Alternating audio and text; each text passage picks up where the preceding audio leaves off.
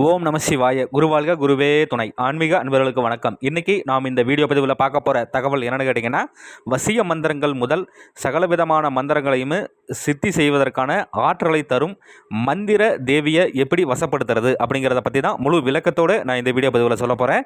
நீங்கள் இந்த வீடியோ பார்க்குறதுக்கு முன்னாடி நம்மளோட யூடியூப் சேனல் ஸ்ரீ வேத சிவசக்தி சாயி யூடியூப் சேனலை சப்ஸ்கிரைப் பண்ணாதவங்க பண்ணிக்கோங்க. அப்படியே பக்கத்தில் இருக்கக்கூடிய பெல் ஐக்கான் பட்டனையுமே கிளிக் பண்ணிக்கோங்க. சரி, வாங்க இன்ற வீடியோ பதிவுக்குள்ளே போகலாம். அதாவது இந்த மந்திர தேவியினுடைய அருள் என்னன்னு சொல்லி கேட்டிங்கன்னா, இந்த மந்திர தேவியை நீங்கள் முறையாக வசப்படுத்தி வச்சுக்கிட்டிங்கன்னா, நீங்கள் இந்த அஷ்டகர்ம மந்திரங்கள் இருக்குது இல்லைங்களா, அதாவது வசியம், மோகனம், ஆகர்ஷனம், வித்வேசனம், பேதனம், தம்பனம், மாரணம், உச்சடனம் சொல்லக்கூடிய அஷ்டகர்ம மந்திரங்கள் முதல் சகலவிதமான மந்திரங்களையும் மிக விரைவில் சித்தியாக்கி தரும் ஆற்றலை இந்த மந்திர தேவி உங்களுக்கு அருள்வா. சரிங்களா?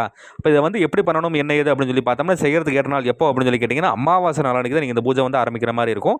இந்த பூஜை முழுக்க வீட்டுக்கு வெளியே நீங்கள் பண்ணிக்கிறதுமே ரொம்பவே அதீத சிறப்பு. அதாவது ஆலமரத்துக்கடியில் ஆலமரத்தினுடைய வடக்கு திசையில் பீடம் வச்சு நீங்கள் பண்ணிங்கன்னா அதீத ஆற்றல் மிக விரைவில் உங்களுக்கு அந்த தேவியானவை உங்களுக்கு சித்தியாவா. சரிங்களா? சரி, இது எப்படி பண்ணணும்னு சொல்லி பார்த்தோம்னா, முதல்ல இந்த அமாவாசை நாளைக்கு இந்த பூஜை முழுக்க சூரியன் அஸ்தமனம் ஆனதுக்கப்புறம் தான் பண்ணணும்.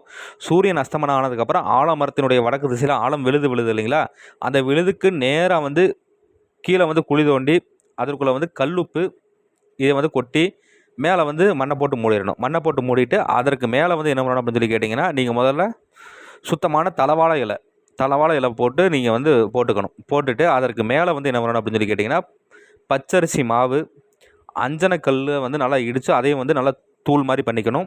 அது கூட படிகாரக்கல் இதையும் இந்த மூணையும் என்ன பண்ணணும்னு கேட்டிங்கன்னா ஒன்றா சேர்த்து இதை நல்லா என்ன இந்த அஞ்சனக்கல்லையும் படிகாரக்கல்லையும் நல்லா இடித்து இதையும் தூள் மாதிரி செய்து பச்சரிசி மாவோடு சேர்த்து இதை கொட்டி பரப்பி நான் இந்த வீடியோவில் ஒரு எந்திரம் ஒன்று கொடுத்துருக்குறேன். இந்த எந்திரத்தை நீங்கள் முறையாக அதற்கு மேலே நீங்கள் இது பண்ணிக்கணும். அதற்கு மேலே வரைஞ்சிக்கிட்டு அதனுடைய மையப்பகுதியில் என்ன பண்ணு கேட்டிங்கன்னா, வாழைப்பூ. சரிங்களா? வாழை மரப்பூ இருக்குது இல்லைங்களா, வாழை மரத்தினுடைய அந்த பூ எல்லோரும் பார்த்துருப்பீங்க. அந்த பூவை எடுத்து வச்சுக்கணும். அந்த பூவை எடுத்து வச்சுக்கிட்டு நீங்கள் முறையாக அதில் 3 ஒரு வில்வ குச்சி ஒன்று, எட்டி மர குச்சி ஒன்று, அதுக்கப்புறம் வெள்ளருக்கன் குச்சி. சரிங்களா? ஓரளவுக்கு சின்னதாக இருக்கிற மாதிரி பார்த்து இது 3மே என்னென்னு கேட்டிங்கன்னா, இந்த வடக்கு திசையில் இருக்கிறதாக பார்த்து நீங்கள் எடுத்துக்கணும்.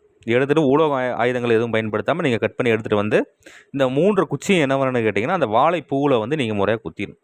குத்திட்டு அதற்கு மேலே என்ன வேணும்னு கேட்டிங்கன்னா, சுத்தமான வெள்ளை காட்டன் துணியை அழிஞ்சி விதை தைலத்தில் அழிஞ்சி விதை தைலம் எப்படி செய்யணும் அப்படிங்கிறத இதுக்கு முன்னாடி நான் ஒரு வீடியோவில் கொடுத்துருக்குறேன். அதை நீங்கள் பார்த்து தெரிஞ்சுக்குங்க. அந்த அழிஞ்சி விதை தைலத்தில் அதை நல்லா ஊற வச்சிடணும். ஊற வச்சு சின்ன துண்டுகளாக கட் பண்ணி இதை அந்த குச்சியில் நல்லா சுற்றி விட்டுறணும். சரிங்களா? அதாவது நல்லா அந்த தீப்பந்தம்லாம் இருக்கும் இல்லைங்களா, தீப்பந்தம்லாம் நீங்கள் பார்த்துருப்பீங்க.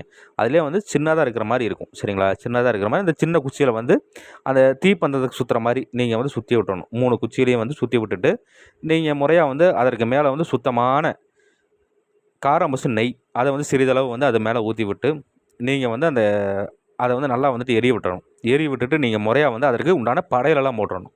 படையிலெல்லாம் போட்டுட்டு இதற்கு உண்டான சக்தி வாய்ந்த மந்திரம் நான் இந்த வீடியோவில் கொடுத்துருக்கேன். அந்த மந்திராதேவியை ஆகர்ஷணம் பண்ணி தரக்கூடிய சக்தி வாய்ந்த மந்திரம். இந்த மந்திரத்தை ஒரு 1008 உரு உச்சடனம் கொடுக்குறீங்க. இந்த மாதிரி நீங்கள் தொடர்ந்து பௌர்ணமி வரைக்கும் நீங்கள் இந்த பூஜை செய்கிற மாதிரி இருக்கும். நீங்கள் 2 நாள் 3 நாள் பூஜை பண்ணும்போதே உங்களுக்கு அந்த மந்திர தேவியினுடைய ஆற்றல் உங்களுக்குள்ளே இறங்குறது நீங்கள் அனுபவபூர்வமாகவே நீங்கள் உணர முடியும். இதை நீங்கள் முறையாக வசப்படுத்தி வச்சுக்கிட்டிங்கன்னா சகல விதமான மந்திரங்களை மிக விரைவில் உங்களுக்கு சித்தியாகும் அப்படின்னு சொல்லி சித்தர்கள் நூட்களில் குறிப்பிடப்பட்டிருக்கு.